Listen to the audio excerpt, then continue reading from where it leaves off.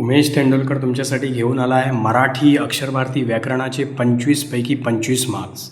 CBSE class 10च्या माझ्या मित्रांनो मंडळींनो, हा previous year board question paper, latest previous year board question paper 2026चा मी घेऊन आलो आहे. याआधी हा पेपर सराव करण्याआधी तुम्ही या संदर्भात व्हिडिओ आधी बघून घ्या. जसं आपण लिंग, वचन, समानार्थी, विरुद्धार्थी, वाक्प्रचार, अव्यय, समास, काळ या सर्वांवर सेपरेट व्हिडिओ बनवले आहेत. ते आधी बेस बनवा आणि मग हा सराव करायला या. एक्झॅक्ट 26चा पेपर डिस्कस केला जातो आहे इथे. क्वेश्चन 3A, सूचनेनुसार उत्तरे लिहा. 4 मार्क्सचा क्वेश्चन आहे. 5 दिलेले आहेत, एक ऑप्शन आहे. 5पैकी 4 तुम्हाला सोडवायचे आहेत. सामान्य नाम निवडा. त्यांनी ऑप्शन दिले आहेत मुलगा, निराशा, राघव, थंडगार. तर मुलगा हे सामान्य नाम आहे, त्यामुळे मुलगा हे उत्तर. सेकंड, राम आणि श्याम दोघेही गरीब मुले आहेत. उभयान्वयी अव्यय ओळखा. उभयान्वयी अव्यय म्हणजे 2 शब्द वाक्य जोडतो असा शब्द. आणि इथे आणि हे उभयान्वयी अव्यय आहे. हळूहळू या शब्दाची जात विचारली आहे 3ऱ्या प्रश्नात. हळूहळू हे क्रियाविशेषण अव्यय आहे. हळूहळू हे क्रियाविशेषण अव्यय आहे. नेक्स्ट, रिकाम्या जागी योग्य क्रियाविशेषण अव्यय वापरा. त्याने गाडी डॅश चालवली. सावकाश, भरपूर, अलीकडे, खाली. सावकाश वर्ड जास्त प्रॉपर आहे हा शब्द, त्यामुळे त्याने गाडी सावकाश चालवली. उत्तर पूर्ण लिहायचं परत. नेक्स्ट, पुस्तक कपाटामध्ये आहे. तर मध्ये हा जो अधोरेखित शब्द आहे त्याची जात ओळखा असं त्यांनी विचारलं आहे. तर मध्ये हा जो अधोरेखित शब्द आहे म्हणजे तो नामाला किंवा सर्वनामाला आलेला आहे, कपाटाला आलेला आहे. तर तो शब्द शब्दयोगी अव्यय आहे. त्यामुळे याचं उत्तर शब्दाची जात काय आहे तर शब्दयोगी अव्यय आहे, ज्याला इंग्लिशमध्ये आपण प्रिपोजिशन म्हणतो. नेक्स्ट आपण बघूया, सूचनेप्रमाणे उत्तर लिहा. 3 मार्क्सचा प्रश्न आहे हा. काळावर आहे हा. संजय पुस्तक वाचेल. काळ ओळखा. वाचेल म्हणजे इन फ्युचर, भविष्यात, भविष्यकाळ. उत्तर आहे भविष्यकाळ. नेक्स्ट, खर्च केलेल्या पैशांचा मी हिशोब केला. भविष्यकाळ करा म्हणजे हे वाक्याचं भविष्यकाळात रूपांतर करायचं आहे. फ्युचर टेन्स तुम्हाला बनवायचं आहे. तर खर्च केलेल्या पैशांचा मी हिशोब करीन. फक्त तुम्हाला केल्याच्या जागी करीन असा शब्द टाकायचा आहे आणि वाक्य पुन्हा लिहायचं आहे. मी हिशोब करीन म्हणजे भविष्यात करीन असं. मी हिशोब करीन. नेक्स्ट, गावात शाळेसाठी खूप मदत मिळेल. वर्तमान काळ करा. तर गावात शाळेसाठी खूप मदत मिळते. हा झाला वर्तमान काळ. मिळेलच्या जागी मिळते. नेक्स्ट पुढचं आहे 4थं, नितीन सकाळी व्यायाम करतो. तर भूतकालीन करा म्हणजे भूतकाळात करायचं आहे. तर नितीनने सकाळी व्यायाम केला. नितीनने सकाळी व्यायाम केला. जसं आपण आंबाचं वाक्य चालवलेलं की मी आंबा खातो, मी आंबा खाल्ला, तसं नितीनने सकाळी व्यायाम केला. हे झालं भूतकाळ. इथे तुम्ही काळाचे 3 मार्क्स आणि इथे हे 4 मार्क्स मिळवलेले आहेत. शब्दांच्या जातीवर हा प्रश्न आहे पूर्ण 4. तर 4 अधिक 3 7 मार्क तुमच्या पॉकेटमध्ये आलेले आहेत. पुढचा प्रश्न बघूया. सूचनेप्रमाणे उत्तर लिहा. 3 मार्क्स. इथे वाक्याचे प्रकार वगैरे आहे. पहिला, तू आमच्याबरोबर खेळायला येणार का? वाक्याचा प्रकार विचारला आहे. क्वेश्चन मार्क आहे म्हणजे प्रश्नार्थी वाक्य. तुमचं उत्तर असेल प्रश्नार्थी वाक्य. सेकंड, उमेशच्या घरापासून नदी लांब नाही. आता इथे त्यांनी सांगितलं आहे, इन्स्ट्रक्शन दिल्या आहेत विधानार्थी आणि त्यात पण होकारार्थी करा. साधं सिंपल आणि होकारार्थी. तर नाही वगैरे असे शब्द काढून टाकले पाहिजेत. तर उमेशच्या घरापासून नदी जवळ आहे. वाक्याचा अर्थ पण बदलला नाही पाहिजे. थर्ड, मुलांनी खूप खेळावे. आज्ञार्थी वाक्य करा.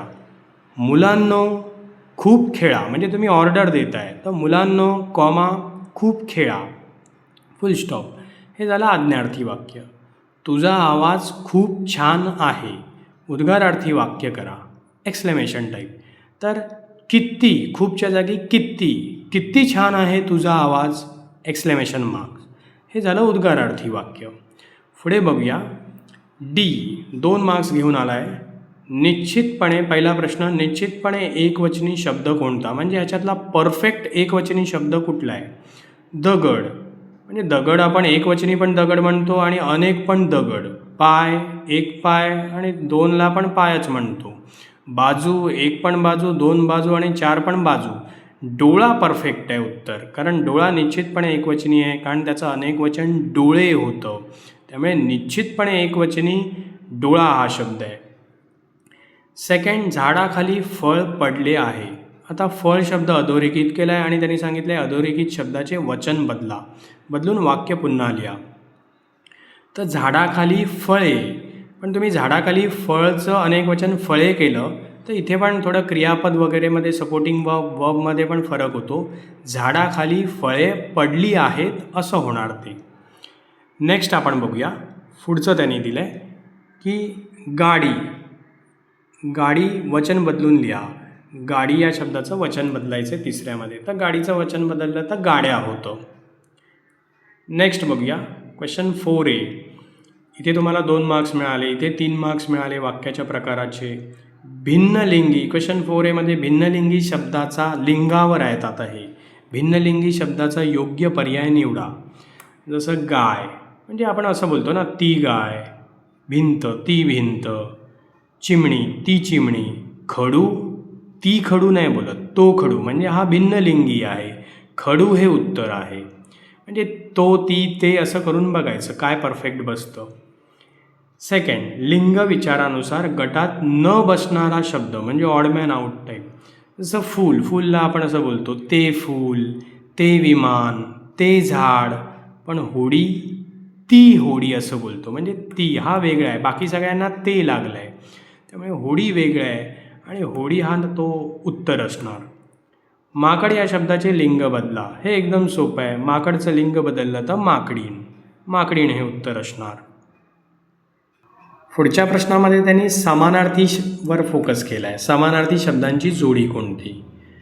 ऑप्शन दिलेत. काळ बाळ, म्हणजे काळ बाळ समानार्थी आहे का? वृक्ष समानार्थी आहे का? नाही आहे, हे पण नाही आहे. विनय नम्रता म्हणजे पोलाइटनेस, विनय म्हणजेच नम्रता, तर हे उत्तर असणार सी, समानार्थी शब्दांची जोडी.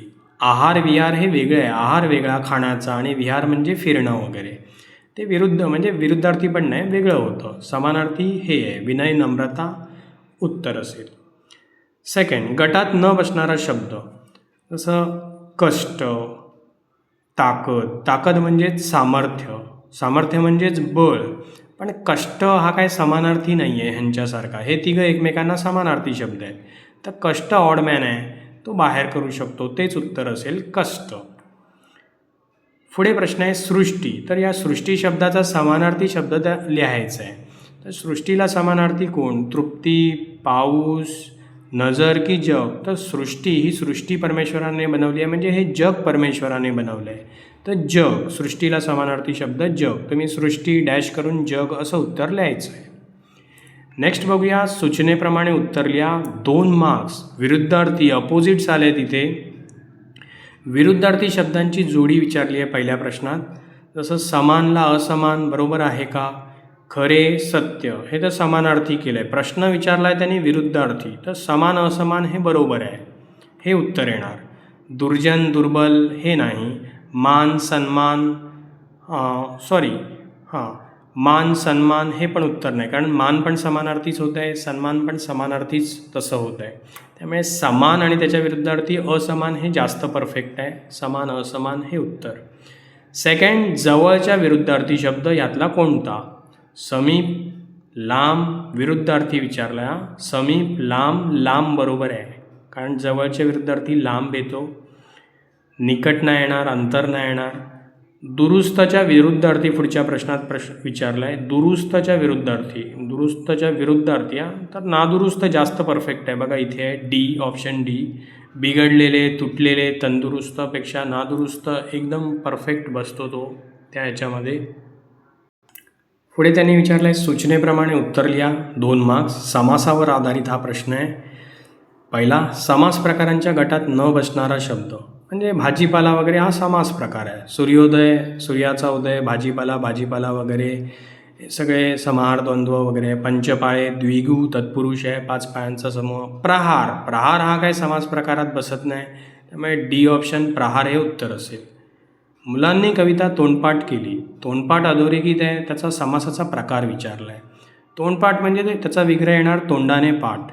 नेत म्हणजे ते विभक्ती तत्पुरुषमध्ये आहे. तुम्ही फक्त म्हणजे तुम्हाला हे सेकंड लेवल लँग्वेज आहे. तत्पुरुष समास उत्तर लिहिलं तरी पूर्ण मार्क मिळणार. हा तत्पुरुष समास आहे. नेक्स्ट आहे पुरणपोळी. समासाचा प्रकार विचारला आहे. बघा, पुरण पण शब्द महत्त्वाचा आहे आणि पोळी पण. पुरण आणि पोळी असा विग्रह येतो, दोन्ही शब्द महत्त्वाचे, तेव्हा तो इतरेतर द्वंद्व समास येतो. द्वंद्वमध्ये व्यवस्थित मी आधीच्या व्हिडिओत दाखवले आहेत की इतरेतर, वैकल्पिक द्वंद्व आणि समाहार द्वंद्व येतात. ज्यांनी व्हिडिओ बघितले नसतील आधीचे तर आधी व्हिडिओ बघा प्रत्येक टॉपिक वाईज आणि मगच असा क्वेश्चन पेपरचा सराव करा. या व्हिडिओचा हा व्हिडिओ सोडवणं तुम्हाला सोपं जाईल, हा पेपर सोडवणं तुम्हाला सोपं जाईल. त्यामुळे आधी बेस करा आणि मग यावर या.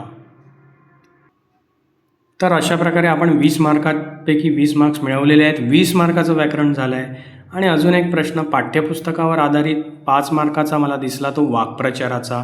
जे वाक्प्रचारांचा पण मी व्हिडिओ बनवला आहे, जे तुम्ही व्यवस्थित वाचून घेतले अर्थ आणि वाक्यात उपयोग, तर तुम्हाला हे खूप सोपं जाईल. बघा प्रश्न काय आहे, वाक्प्रचारांचा वाक्यातील योग्य त्या ठिकाणी वापर करून वाक्प्रचार दिलेत हे खाली, ह्यांचा वापर करायचा आहे खालील वाक्यात. वाक्य पुन्हा लिहा. ह्यांच्यापैकी परफेक्ट जे बसतं मॅच होतं त्याचा वापर करून वाक्य आपल्याला पुन्हा लिहायचं आहे. 5 मार्क्स देतं आहे बोर्ड तुम्हाला याचे. पहिलं, दंगेखोर सुमित घरात सतत नको त्या गोष्टी करत असतो. मग दंगेखोर सुमित घरात सतत नको ते उपद्व्याप करत असतो. उपद्व्याप करत असतो हे जास्त परफेक्ट आहे याच्या जागी. मग तो उपद्व्याप करण्याचा आपण नको ते उपद्व्याप करत असतो असं करून वाक्य पुन्हा लिहायचं, पूर्ण उत्तर लिहायचं पुन्हा. दंगेखोर सुमित घरात सतत नको ते उपद्व्याप करत असतो. सेकंड, ताईचे गाणे ऐकण्यात सारेजण रममाण झाले होते. तर रममाण झाले होतेला मॅच होतो मग्न होणे.